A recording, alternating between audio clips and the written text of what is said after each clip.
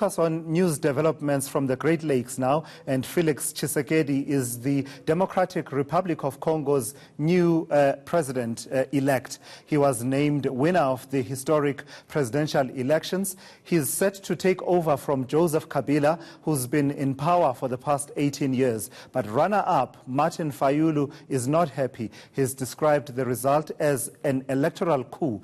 Tshisekedi's spokesperson, Claude Ibalanky, joins me now to tell us more about the outcome of these elections as declared by the Electoral Commission, CENI. And I suppose congratulations are in order for you and your principal. What have you been told officially by CENI at this particular point? What is the status of Mr. Tshisekedi now? Well, thank you so much, Tulasizwe, for having me in your studio, and thank you for the congratulations. Well, we've been told Mr. Tshisekedi, alongside the nation and the world, have been told that he was the winner of the election. So his official position as we sit here is the president-elect of the DRC. What does that mean then for you? I mean, you were campaigning and many people were concerned that under no circumstances can any candidate other than Emmanuel Shadary actually win this election. Well, it seems now CENI has proven you wrong. Well, yes. You know, when you go into a race, you go with the intention and the objective to win. So when we said to take part in this election, we're determined to win the election. And you can see our determination right from the beginning.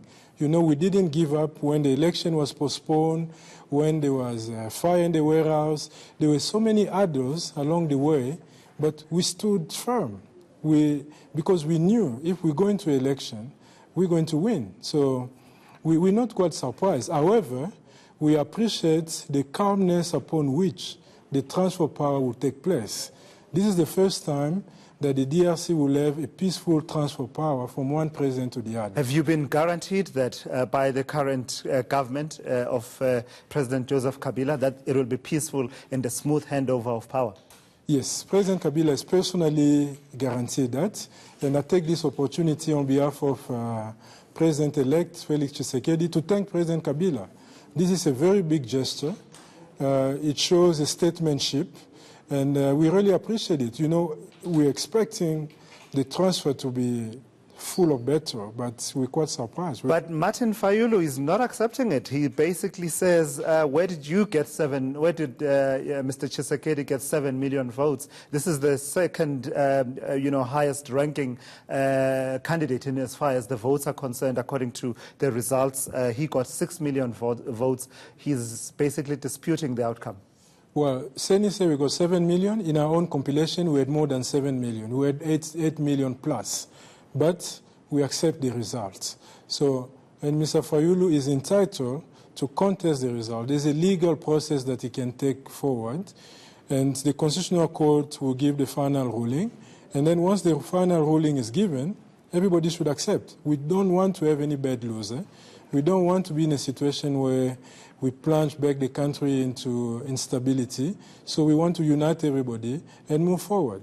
I've seen a suggestion that seeks to say that the only reason that the Electoral Commission has been so eager and willing to declare Mr. Tshisekedi the winner of this particular election is because there's a kind of deal between yourselves and Mr. Shadary. Are you working with Mr. Shadary? No, there's no deal. Mr. Kabila or the Electoral Commission will not rig the election in favor of the opposition. It's unheard of. Okay, you just said earlier that you are surprised that CENI will announce us as a winner.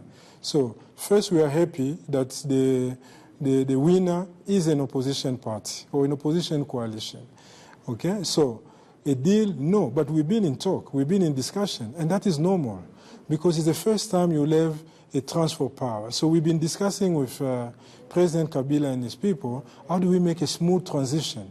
And that is normal to have such... So that is the long and short of your discussions with the party of President Joseph Kabila and Mr. Shadary. Nothing about what role they play in a future government?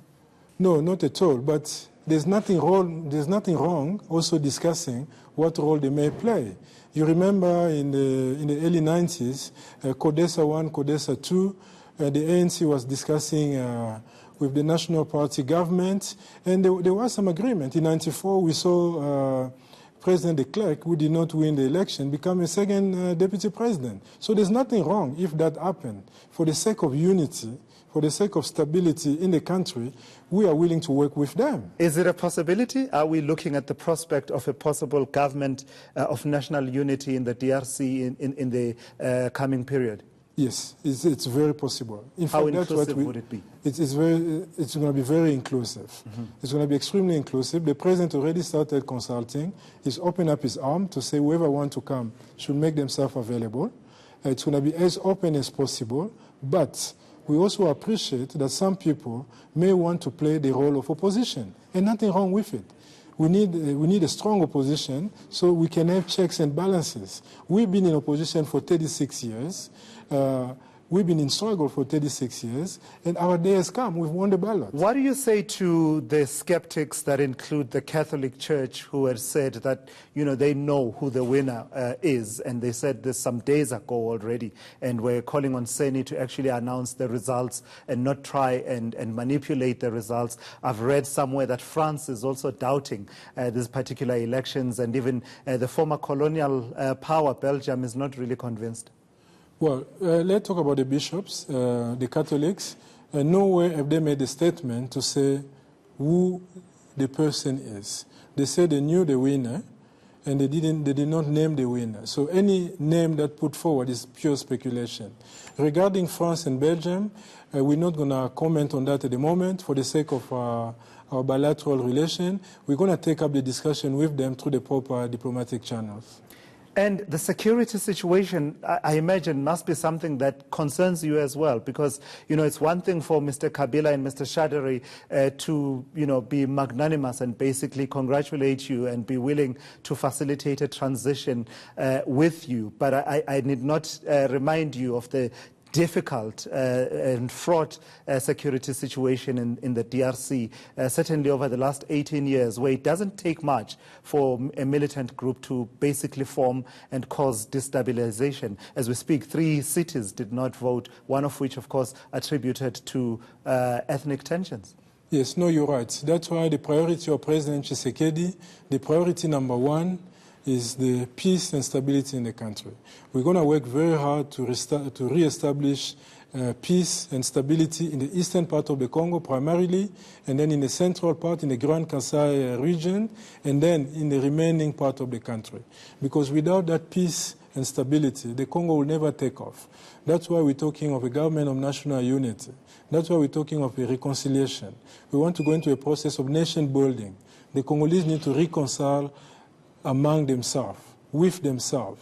So all that are ingredients that we're going to put into the pot to achieve stability. But we're going to achieve it very quickly. We're also talking to neighboring countries so that their countries will not be used as basis for attack into the Congo for different rebel movements. All right, so my understanding is that the next step is for the results to be confirmed. That's a judicial process, is it? Correct, yes. So those who have contests can put it to the Constitutional Court, and then they have about 7 days, and once they rule and they confirm the results, that's final, because you can't go above the Court. All right, thank you so much for coming through. That is Claude Ibalanky, who speaks on behalf of Felix Tshisekedi.